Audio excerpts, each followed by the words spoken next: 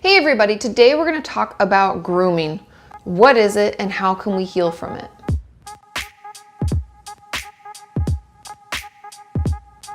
Before I even define what grooming is or get into this information in more detail, I want you to know that grooming does not occur in all child sexual abuse cases. And also, it doesn't only happen in children. This can happen to us at any age. And I just want you to hear that first before I go into the 7 stages of grooming.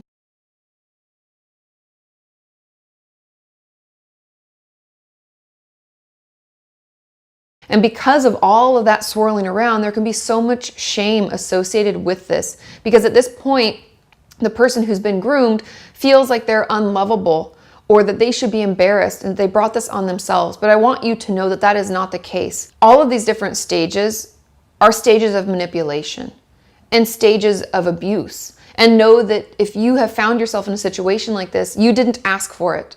You are not to blame. Nothing that happened is your fault.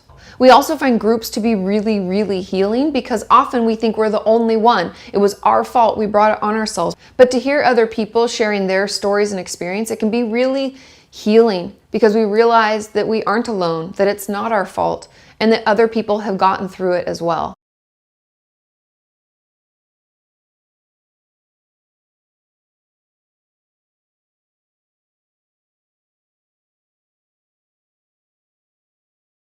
Now, to define what grooming is, if any of you are thinking it has something to do with hair, that is not the case. What grooming is the process by which a sexual predator gains the trust of a child or their family in order to start a sexual relationship with a child in secret. And so throughout all of the reading and research that I did, I came up with 7 stages of grooming that I think are important and kind of show you the process through which someone gains our trust and uses that against us to do harm. Also know that not everyone's going to go through each one of these stages, and that doesn't make your situation not valid or anything like that. These are just some of the common stages, but everyone's process and everyone's experience is going to be different. The first stage of grooming is identifying the victim. As a sexual predator, they could pick this based on the age or the way a child or teen or adult looks, or it could even just be vulnerable traits. It could be that the parents aren't around. It could be that we have really low self-esteem or have just moved there and are trying to make friends. There could be a lot of different reasons and ways that they identify a victim. And the second stage is gaining trust and access.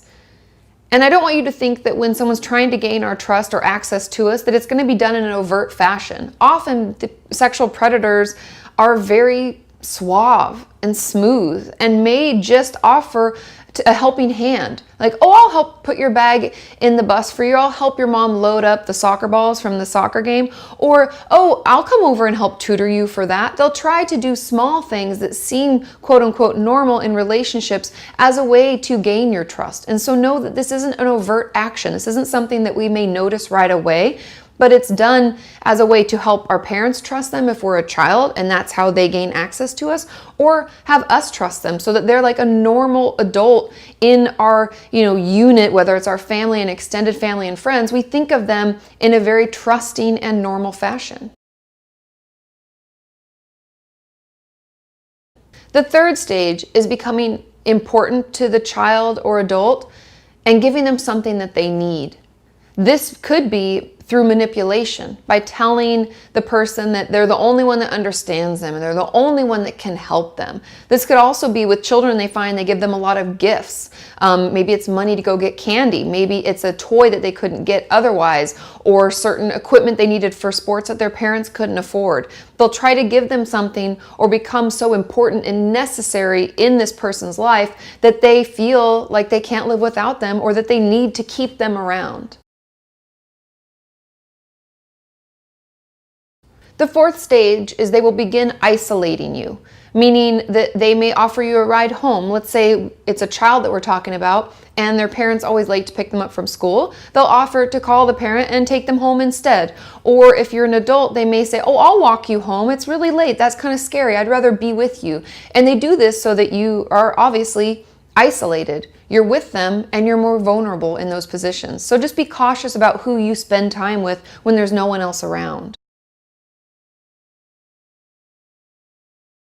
The fifth stage is they'll begin creating secrecy around the relationship. This could be anything from no one would understand what you're going through, or I wouldn't tell anybody that. They'll start to think that you're weird or odd or crazy, or that something's wrong with you. They may also threaten to harm themselves or a pet or someone else that you love in your life if you shared any of the private information you've talked about or the relationship as a whole. They'll threaten harm or revealing secrets as a way to keep you tied to the relationship. The sixth stage is sexualizing the relationship. And just like we talked about before when it comes to gaining trust, this won't always be done in an overt way at the beginning. But even the smallest thing, like putting an arm over the shoulder, may give the predator some kind of sexual gratification. And these first stages of sexualizing the relationship could just be putting a hand on the knee, rubbing them on the back, linking arms and walking together. It could be things that we don't consider to be sexualized, but the predator is taking it that way. And the seventh and final stage of grooming is controlling the relationship.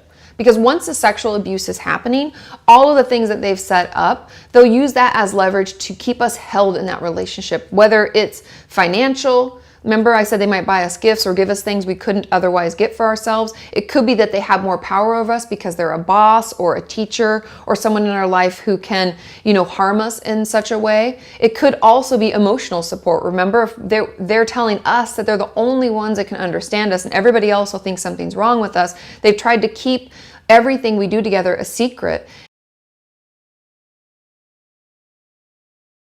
And because of all of that swirling around, there can be so much shame associated with this. Because at this point, the person who's been groomed feels like they're unlovable or that they should be embarrassed and they brought this on themselves. But I want you to know that that is not the case. All of these different stages are stages of manipulation and stages of abuse. And know that if you have found yourself in a situation like this, you didn't ask for it. You are not to blame. Nothing that happened is your fault. We also find groups to be really, really healing because often we think we're the only one. It was our fault. We brought it on ourselves. But to hear other people sharing their stories and experience, it can be really healing because we realize that we aren't alone, that it's not our fault, and that other people have gotten through it as well.